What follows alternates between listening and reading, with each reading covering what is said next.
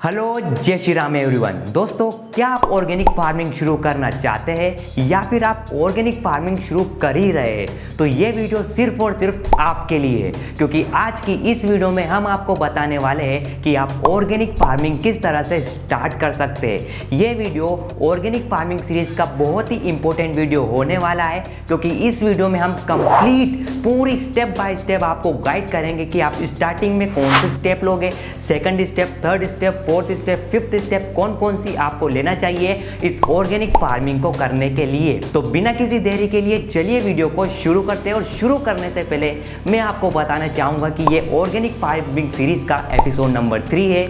इससे पहले episode number 1 और 2 ऑलरेडी चैनल पर अपलोड कर दिए गए, तो उसे जाकर आप जरूर चेक कर लीजिए। अब फाइनली चलिए वीडियो को शुरू करते हैं। तो दोस्तों, सबसे पहली स्टेप तो ये होती है कि आपको अपने खेतों में रासायनिक केमिकल्स का, पेस्टिसाइड्स का, किसी भी तरह के केमिकल का उपयोग नहीं करना है। यहाँ तक कि जो खाद डालेंगे वो भी आपको ऑर्गेनिक ही डालना है। और दोस्तों, ऐसा लगातार अगर आप 3 साल तक करेंगे, यानी कि अपने खेतों में कोई सा भी केमिकल यूज नहीं करेंगे, कोई सा भी पेस्टिसाइड, रसायन से बनी चीजें यूज नहीं करेंगे, तो आपकी जो खेत की मिट्टी है टोटली ऑर्गेनिक बन जाएगी। और आप जो ऑर्गेनिक सर्टिफिकेट होता है जो इंडियन गवर्नमेंट की तरफ से मिलता है, उसकी पात्रता में, योग्यता में आ जाएंगे और आप वो सर्टिफिकेट हासिल कर पाएंगे। दोस्तों, ऑर्गेनिक फार्मिंग शुरू करने से पहले आपको कुछ महत्वपूर्ण चीज़ों के अनुसार काम करना पड़ता है। जैसे कि सबसे पहली चीज़ होती है सॉइल टेस्टिंग, यानी मृदा परीक्षण, यानी मिट्टी की जांच। जी हाँ दोस्तों, आपको ऑर्गेनिक फार्मिंग शुरू करने से पहले आपको सबसे पहले मिट्टी की जांच, अपने खेत की मिट्टी की जांच आपको करवा लेनी चाहिए।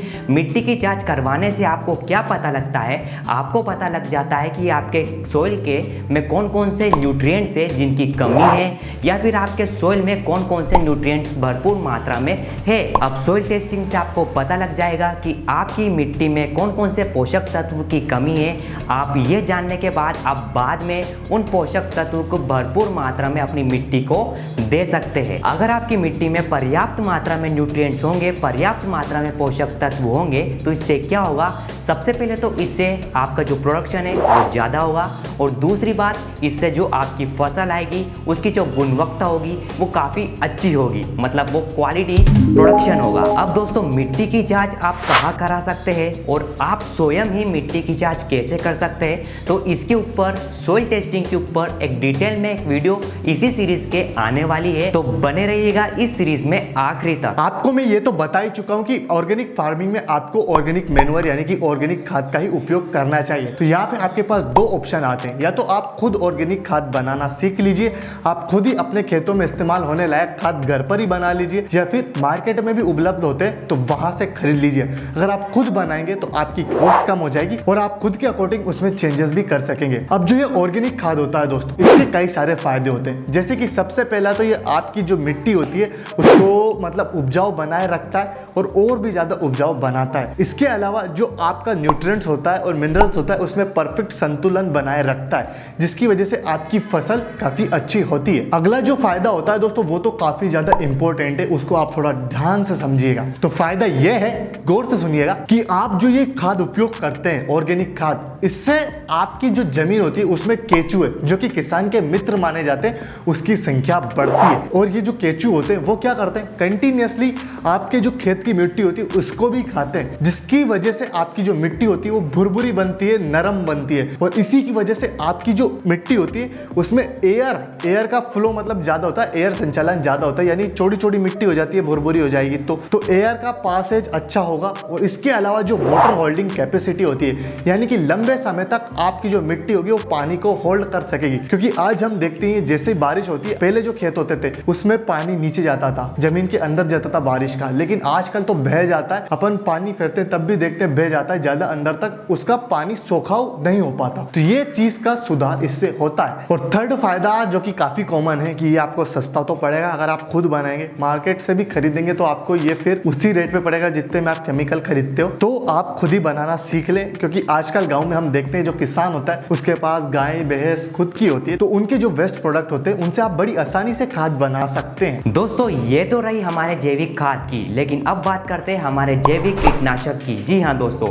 ऑर्गेनिक फार्मिंग हम कर ही रहे हैं तो हम जैविक कीटनाशक भी हम हमारे खेत में ही डालेंगे और वो भी पूरी ऑर्गेनिक ही डालेंगे।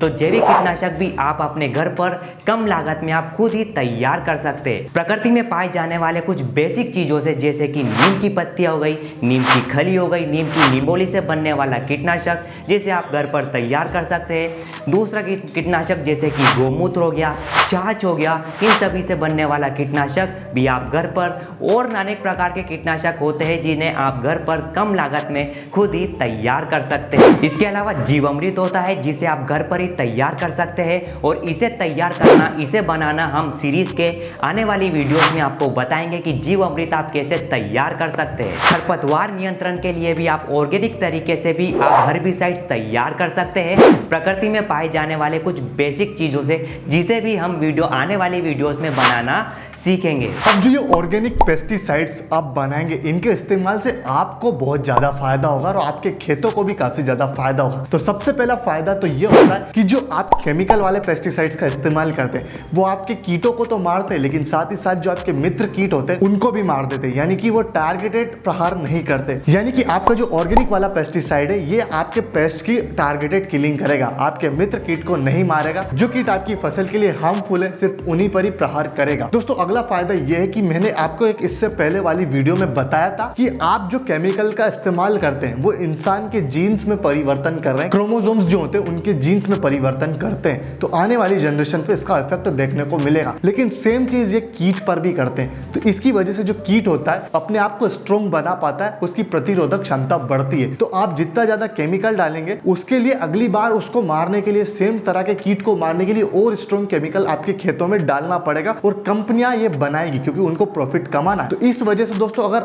आप ऑर्गेनिक पेस्टिसाइड्स पर स्विच कर जाएंगे तो जो जीन्स में परिवर्तन नहीं होंगे थ्रिप्स के, जिसकी वजह से उनकी जो प्रतिरोधक क्षमता है वो नहीं बढ़ेगी और आपकी फसल को, पर्यावरण को, आपको खुद को कोई नुकसान नहीं होगा। इसके बाद अगला फायदा ये है कि जो आप केमिकल पेस्टिसाइड डालते हैं वो सालों साल तक चलते हैं, डिकम्पोज नहीं होते, खेत में ही वैसे के वैसे पड़े रहते हैं, भले आपको दिखते नहीं लेकिन उनका केमिकल तत्व वहां पे खेतों में मौजूद होता है, वो डिकम्पोज नहीं होता। तो वहीं पे अगर आप जो ऑर्गेनिक पेस्टिसाइड्स का इस्तेमाल करेंगे तो ये एक ही महीने में पूरी तरीके से डिकम्पोज हो जाता है। अब जो किसान लोग होंगे या फिर जो किसान परिवार से बिलोंग करते हैं, जिन्होंने खेती देखी है, उनको पता होगा कि अगर अपने घर पे अपन कोई सब्जियां लगाते हैं और उसमें पेस्टिसाइड्स का छिड़काव करते हैं तो उसके 1-2 दिन तक अपन वो चीज नहीं खाते, ना खाने की सलाह देते हैं किसी को, यानी कि अपन को पता है कि ये काफी ज्यादा नुकसानदायक है अपने लिए। तो वहीं अगर अपन ऑर्गेनिक पेस्टिसाइड्स का इस्तेमाल करेंगे तो आप भले तुरंत छिड़काव करके भी उनको इस्तेमाल कर सकते हैं अपने खाने पीने के लिए। अब दोस्तों ऑर्गेनिक फार्मिंग करने के लिए जो चौथी चीज जो आपको करनी पड़ेगी वो है ऑर्गेनिक तरीके से वीट को कंट्रोल करना। तो ऑर्गेनिक तरीके से खरपतवार को नष्ट करने के लिए आपको ऑर्गेनिक वीडिसाइड्स बनाना आना चाहिए, जैविक खरपतवार नाशक बनाना आपको आना चाहिए,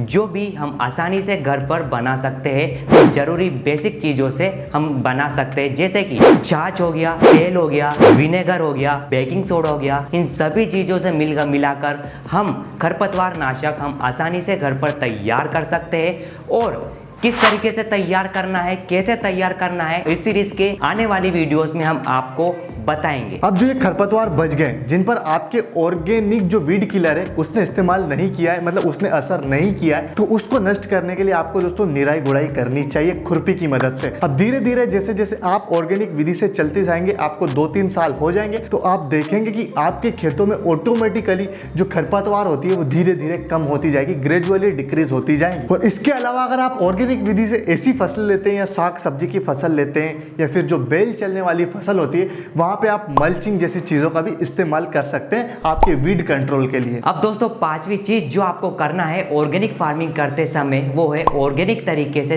बीज को उपचार करना, ऑर्गेनिक तरीके से सीड को ट्रीट करना।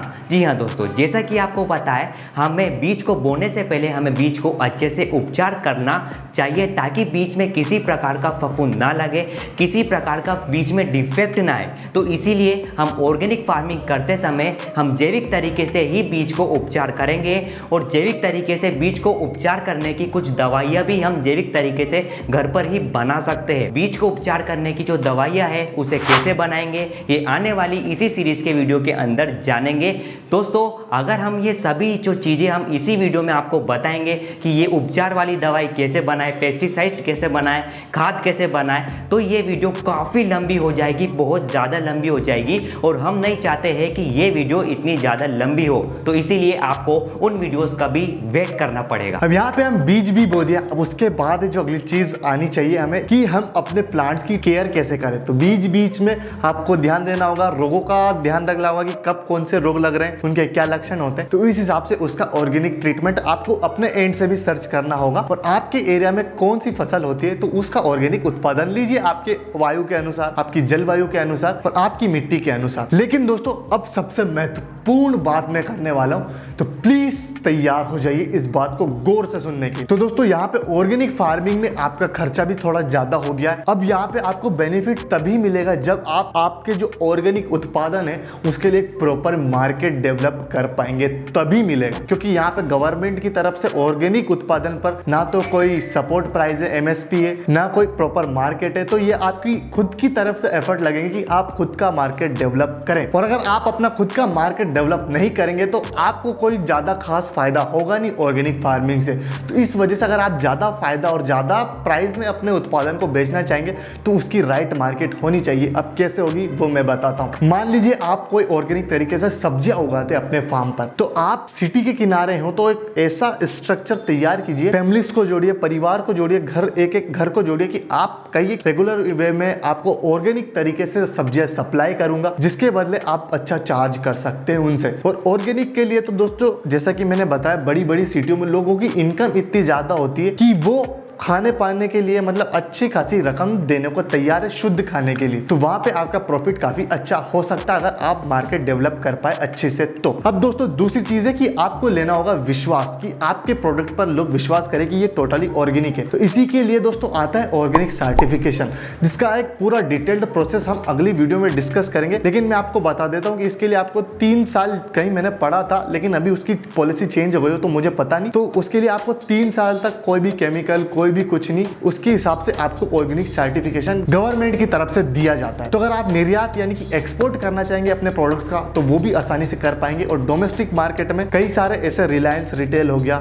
वहां पे आप देखते हैं सब्जियां होती है, बिग बाजार और ऐसे कई सारे स्टोर्स होते हैं, सुपर मार्केट होते हैं जहाँ पे ऑर्गेनिक सब्जियां पाई जाती है। तो उनको भी अगर आप सप्लाई करना चाहेंगे आपके प्रोडक्ट को, तो आपके पास ऑर्गेनिक सर्टिफिकेशन होगा तो आपको काफी ज्यादा आसानी होगी। तो इसका भी आपको ध्यान रखना है। तो दोस्तों आई होप आप समझ गए होंगे कि ऑर्गेनिक फार्मिंग शुरू करने के लिए आपको कौन कौन से स्टेप्स लेना है, कौन कौन से स्टेप से आपको गुजरना पड़ेगा। मैं वापस से एक बार समरी से बताता हूं कि इस वीडियो में हमने क्या जाना है। इस वीडियो में हमने जाना है कि ऑर्गेनिक फार्मिंग शुरू करने के लिए आपको सबसे पहले सोइल टेस्टिंग करवानी पड़ेगी, जैविक खाद का उपयोग करना पड़ेगा, जैविक पेस्टिसाइड यानी जैविक कीटनाशक का उपयोग करना पड़ेगा, जैविक वीडिसाइड्स का उपयोग करने पड़ेगा। आपके जो सीड का जो उपचार है वो भी जैविक तरीके से ही आपको करना पड़ेगा। और ये सभी जैविक तरीके की दवाइयाँ है, ये आने वाली वीडियोस में हम आपको बताएंगे। तो आने वाली वीडियोस काफ़ी इंटरेस्टिंग होने वाली है, काफ़ी मज़ेदार होने वाली है। तो इन वीडियोस के लिए हमारे चैनल को ज़रूर सब्सक्राइब कर लीजिए, वीडियो को लाइक करिए, अपने किसान भाइयों के साथ इस वीडियो को ज़रूर शेयर करिए। मिलते हैं आपसे अगली वीडियो में, तब तक के लिए खुश रहिए, खुशियाँ बांटते रहिए। जय हिंद, जय भारत, वंदे मातरम, जय श्री राम।